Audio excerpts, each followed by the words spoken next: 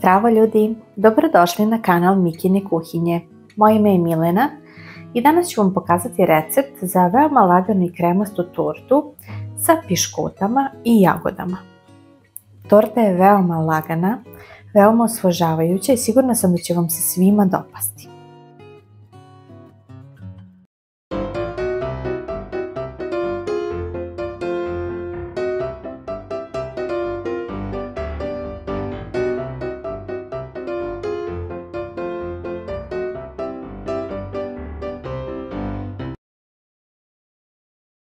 Prvo ćemo da pripremimo fil.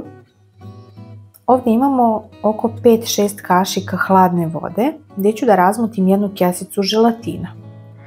Malo ću samo ovako da promešam koliko da se rastopi u vodi i ostavljamo do nekih 10 minuta da lepo nabubri, a potom stavljamo na ringlu koliko da se želatin rastopi, nikako da provri. Za to vrijeme ja ću da umutim slatku pavlaku. Koristila sam biljnu i mahom su na našem tržištu biljne slatke pavlake. Ukoliko ste u nedoumici da li je biljna ili mlečna, samo pročitajte sastav. Naglašavam koja je slatka pavlaka u pitanju zato što se zaista drugačije ponašaju prilikom mućenja, zahtijevaju drugačije uslove. Tako da znate, eto, ja sam koristila biljnu i kada krene da peni, odnosno da se diže kao šlag, dodajem deo po deo šećera u prahu. Ovdje imamo ukupno 100 grama i to će biti sasvim dovoljno s obzirom da je i ova slatka pavlaka već malo zaslađena. Kada dodamo sav šećer, dodat ćemo i mileram. Možete i krem sir dodati, a možete i mileram kako više volite. Ja sam dodala ukupno 200 grama. Mileram je poput kisele pavlake, samo nije toliko kisel i dosta je kremastiji. Zaista je odličan za ovakve filove. Kada se sjedini, dodajemo i želatin. Kao što sam rekla, samo sam ga kratko rastopila na ringli. I veoma je bitno sada, čim dodam želatin, odmah krećemo sa mućenjem. Ukoliko niste sigurni ili recimo imate poput ovog miksera i ne znate li će odmah da zahvati sav želatin da ga umuti, bolje to uradite prvo onda kašikom. Veoma je bitno da ne krene da se steže na filu sa strane, zato što će vam ostati kao vlakna od želatina. Sada prelazimo na piškote. Merim sada koliko mi treba, koja visina piškote mi zapravo treba za ovaj kalup. Ne želim da mi previše strči zato što neću imati toliko fila. Želim da mi piškote budu samo malo iznad nivoa torte. Kalup koji sam koristila je 24 cm prečnika, visine možda nekih 5 cm. Tako da će mi ova dužina piškota biti taman. Kratim ih skoro sve. Otprilike treba će nam 300 grama piškota, za obud će nam trebati oko 200. Možda neka više, a ostatak ćemo iskoristiti za ove redove između. Topimo ove piškote za obod, topimo samo sa zadnje strane, kratko ovako u hladno mlijeko, a ovu stranu sa šećerom stavljamo s polja. A što se tiče ovih piškota koje idu između, odnosno na dno i kasnije između dva fila, njih kvasimo sa obe strane, ali veoma kratko. Kada postavimo sve na dno, izlićemo fil koji smo malo pre pripremili, stavit ćemo otprilike 2/3 fila.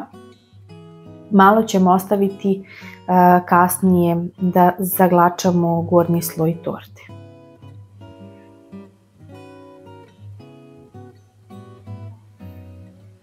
Sada ću ovako lepo rasporediti. Ne znam da li ste primetili, ja nisam tortu pravila u samom kalupu, nego sam samo obod stavila na tanjir. Na taj način ću mnogo lakše seći i vaditi tortu. Tako da imate i tu opciju, svakako nema gdje da iscuri, nema šta da iscuri. Ne morate toga da se plašite.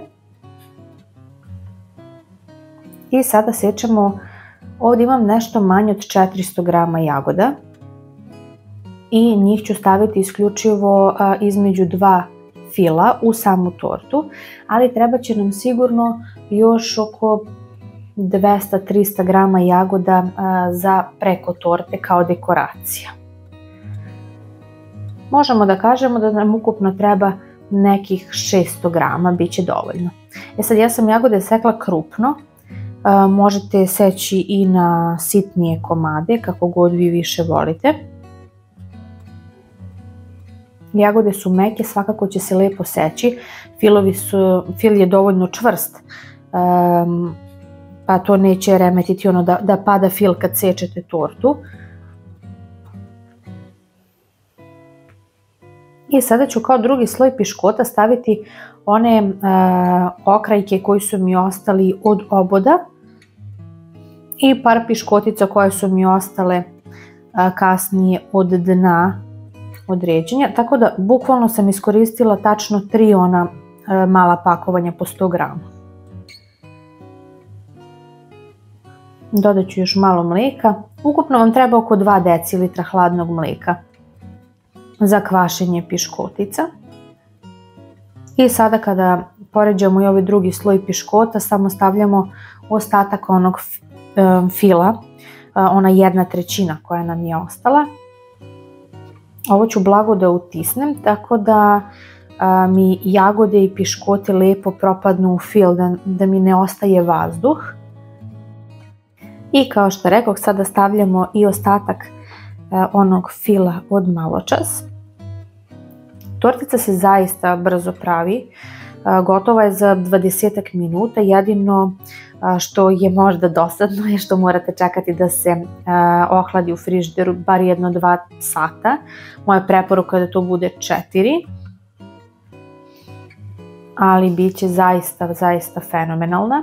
I nakon hlađenja ja ću je dekorisati, kao što sam malo pre rekla, pa nešto manje od 300 grama jagoda će vam biti potrebno, zavisi svakako od veličine jagoda.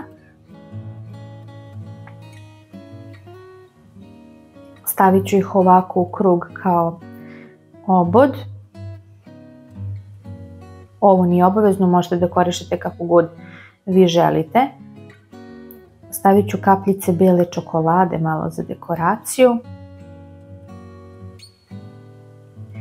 I ono što mi je veoma interesantno da stavljam na ovaj tip torti i kolača jeste ekspandirani amarant. Vidjet ćete sada kako izgleda. To su ovako kuglice, imaju isti ukus kao ekspandirani pirinač, ali su veoma interesantne ovako da se stavljaju na kolače i torte, veoma je dekorativno. I sada možemo skinuti i obod. Pogledajte kako je divna tortica. Ukoliko želite da bude i veoma dekorativno dodatno, možete staviti i ovu crvenu mašnu, ali nju svakako morate skinuti pre degustacije.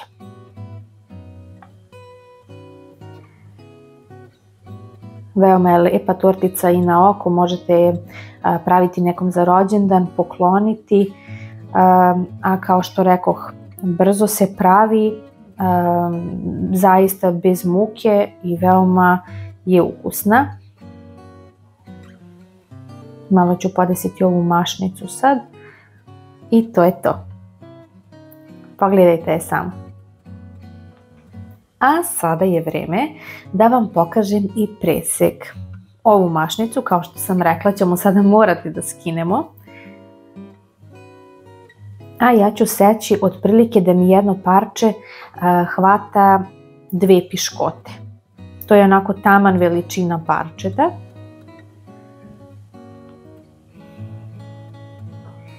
Zaista je lepo čvrsta i kremasta. Sada ćete vidjeti kada izvadim ovo parče. Pogledajte je samo. Zaista je savršeno. Voljela bih da možete da osjetite ukus. Ali eto, nadam se da ćete je napraviti pa da ćete mi u komentarima pisati koliko vam se zapravo dopala. Lajkujte, komentarišite, nemojte da zaboravite da zapratite moj kanal. A mi se vidimo već u nekom od narednih videa.